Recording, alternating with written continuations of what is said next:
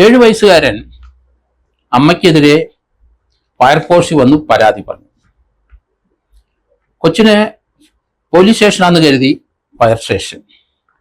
ഈ സംഭവം റിപ്പോർട്ട് ചെയ്യുന്നത് മഞ്ചേരിയിൽ നിന്നാണ്. മഞ്ചേരി ഇരുമ്പുളിയിൽ താമസിക്കുന്ന കുട്ടി 2ാം ക്ലാസ്സിൽ പഠിക്കുന്നത്. രാവിലെ വീട്ടിലെ ചേച്ചിയായിട്ട് വഴക്കുണ്ടാക്കി. ഉമ്മ ഇടപെട്ടു. ഇവനെ കുസൃതിക്കാരനാണ്. ഇവനെ ചേച്ചിയോട് വഴക്ക് പറഞ്ഞ് ചേച്ചിയെ വഴക്കുണ്ടാക്കിയപ്പം അമ്മ ഇവനെ വഴക്ക് പറഞ്ഞു. ചേച്ചിയുടെ പക്ഷത്ത് അമ്മ ചേർന്നു എന്നാണ് കൊച്ചിന് തോന്നി. ഇറങ്ങിപ്പോടാന്നെങ്ങാനും പറഞ്ഞിട്ടുണ്ടാവും. വീട്ടിൽ നിന്ന് ഇറങ്ങി അവൻ അടുത്ത വീട്ടിലേക്ക് പോകുന്ന കണ്ടു. കളിക്കുമായിരിക്കും. അവിടെ പോയിരുന്ന് കളിച്ച് മടങ്ങി വരുമെന്ന് അമ്മ കരുതിയത്. അതിലപ്പുറം 7 വയസ്സുകാരനെ പറ്റി അമ്മ ചിന്തിച്ചില്ല. ഏതായാലും മഞ്ചേരിയിലുള്ള ഇരുമ്പുളി എന്ന ഭാഗത്ത് നിന്ന് മഞ്ചേരി ഫയർഫോഴ്സ് മുണ്ടുപറമ്പിൽ എത്തണമെങ്കിൽ 4 കിലോമീറ്റർ നടക്കണം. മെയിൻ റോഡാണ്, ധാരാളം ട്രാഫിക് ഉള്ളതാണ്. ഈ 2ാം ക്ലാസ്സുകാരൻ വീട്ടിൽ നിന്ന് ഇറങ്ങി അവിടുന്ന് 4 കിലോമീറ്റർ നടന്നു. ഇവൻ ആ വഴി എങ്ങാനും പോയപ്പം ഫയർഫോഴ്സിന് അവിടെ കാക്കിയിട്ട് പോലീസുകാരെ പോലെ ആൾക്കാർ നിൽക്കുന്ന കണ്ടിട്ടുണ്ടാവണം. ഏതായാലും അവിടുന്ന് നടന്നു. ആ ഓർമ്മ വെച്ച് നടന്ന് റോഡിന്റെ സൈഡ് ചേർന്ന് അപകടം ഉണ്ടാകാതെ നേരെ നടന്ന് മുണ്ടുപറമ്പ് ഫയർഫോഴ്സിൽ ചെന്നു. കൊച്ചു കയറി വരുന്നപ്പോൾ ഫയർഫോഴ്സ് അധികൃതർ ഇറങ്ങി കൊച്ചിനടുത്ത് ചോദിച്ചു. അമ്മ വഴക്ക് പറഞ്ഞു.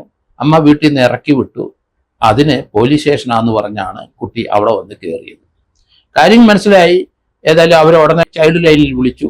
ചൈൽഡ് ലൈൻകാർ ഓടിയെത്തി കുഞ്ഞിനെ എടുത്തുകൊണ്ട് പോയി അവർ വീട്ടിലെത്തിച്ചു. കുഞ്ഞിന്റെ പിതാവിനെ ആ ഫയർഫോഴ്സ് സ്റ്റേഷനിൽ നിന്ന് ഫയർഫോഴ്സ് അധികൃതർ വിളിച്ചിരുന്നു. ചൈൽഡ് ലൈൻ അധികൃതർ വിളിച്ചിരുന്നു. അന്നേരമാണ് കുഞ്ഞിന്റെ പിതാവ് വിവരം അറിയുന്നത്. അദ്ദേഹം ഫയർഫോഴ്സിൽ ഓടിയെത്തി കുഞ്ഞിനെ എടുത്തുകൊണ്ട് വീട്ടിലേക്ക് പോയി. ഈ ഒരു സംഭവം ആ കുട്ടിയുടെ നിലവാരത്തിൽ ആലോചിക്കുമ്പോൾ അതിനല്പം സ്വല്പം കാര്യബോധം ഉണ്ടെന്ന് എനിക്ക് തോന്നുന്നത്. 2ാം ക്ലാസ്സിലാണേലും വഴക്കോ അടിയോ പിടിയോ ഉണ്ടാക്കിയ പോലീസ് സ്റ്റേഷനിൽ പരാതി പറയണമെന്നെങ്കിലും ആ ഒരു ബാലപാഠമെങ്കിലും പറഞ്ഞിട്ടുണ്ട്. ആ കൊച്ചു മനസ്സിലാക്കിയിട്ടുണ്ട്.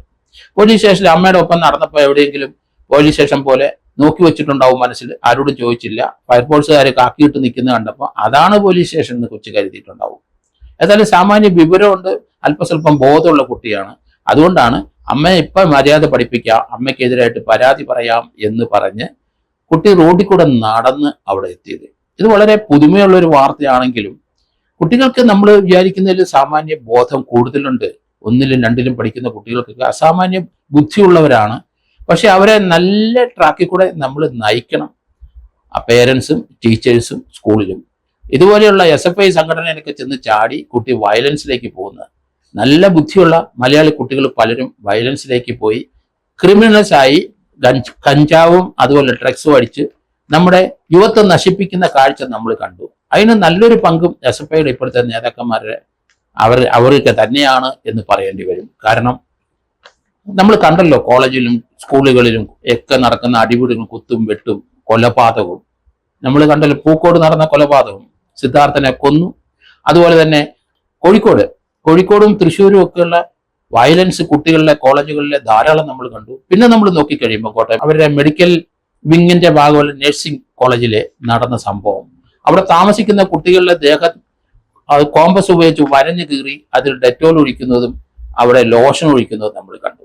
വളരെ ഭീകരമായ ക്രൂരമായ പീഡനങ്ങൾ അവിടെ നടക്കുന്നു റാഗിങ്ങിന്റെ പേരിൽ. അതുപോലെ തന്നെ കൊല്ലത്ത് നഴ്സിംഗ് കോളേജിൽ ആൺകുട്ടികൾക്ക് പകരം റാഗിങ് നടത്തിയ പെൺകുട്ടികളാണ് 3 പേര്. സീനിയർ 3 പെൺകുട്ടികൾ ഒരു പെൺകുട്ടിയെ റാഗ് ചെയ്ത് അത് മനംതൊന്ന് അത് ഹോസ്റ്റലിന്റെ മുകളിൽ നിന്ന് എടുത്തിയാടി ആത്മഹത്യ ചെയ്തത് നമ്മൾ കണ്ടു.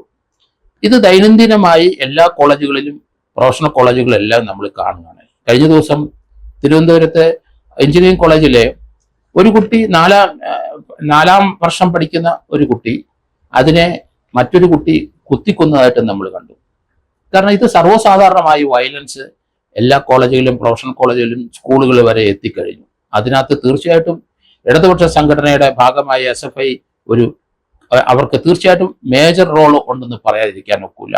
അത് തീർച്ചയായിട്ടും ആ പാർട്ടി തന്നെ ആ SFI യൂണിറ്റ് കേരളത്തിലുള്ള എല്ലാ യൂണിറ്റുകളും നിരോധിച്ച് നിൽക്കണമെന്നാണ് എൻ്റെ വ്യക്തിപരമായ അഭിപ്രായം. അതേപ്പറ്റി തീർച്ചയായിട്ടും അങ്ങനെ ഒരു ചിന്ത ഉരുത്തിരിഞ്ഞു വരുന്നുണ്ടെന്ന് മനസ്സിലാക്കുന്നു. ഏതായാലും ഇപ്പം നടക്കുന്ന ഈ കൊച്ചിന്റെ ഞാൻ അതുകൊണ്ടാണ് സ്കൂളിലും കോളേജിലും പഠിക്കുന്ന കുട്ടികൾക്കൊക്കെ നല്ല വിവരമുണ്ട്. അവരെ നല്ലതായിട്ട് ഗൈഡ് ചെയ്ത് നല്ല വിദ്യാഭ്യാസം കൊടുത്തു വരണം. സാറുമാർക്ക് തീർച്ചയായിട്ടും അതനുസരിച്ചുള്ള സ്റ്റാൻഡേർഡുള്ള അധ്യാപകരായിരിക്കണം. ഒരു സർട്ടിഫിക്കറ്റ് കൈവച്ച് പലരും വന്ന് സ്കൂളിലെ കുട്ടികളെ പഠിപ്പിക്കുന്നത് നമ്മൾ കേരളം മുഴുവൻ കാണുകയാണ്.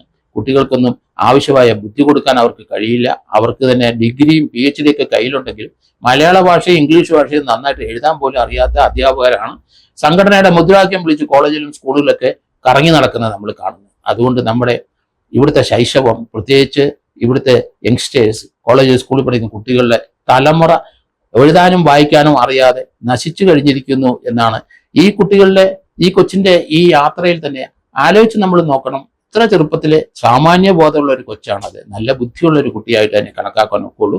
കാരണം അമ്മ വഴക്ക് പറഞ്ഞപ്പോൾ അത് പരാതി എവിടെയെങ്കിലും പറയണമല്ലോ. അച്ഛൻ്റെ അടുത്ത് പറഞ്ഞാൽ ചിലപ്പോൾ കേട്ടില്ല. അമ്മ മൂത്ത സഹോദരി അല്ലെങ്കിൽ സഹോദരിയുടെ ഒപ്പം ചേർന്നു. ആ കൊച്ചിനുണ്ടായ വിഷമം പരിഹരിക്കാൻ മാർഗം കൊച്ചു തന്നെ കണ്ടെത്തിയതാണ്. ഏതായാലും ആ വാർത്തയോട് നമുക്ക് പ്രതികരിക്കാതിരിക്കാൻ കഴിയില്ല.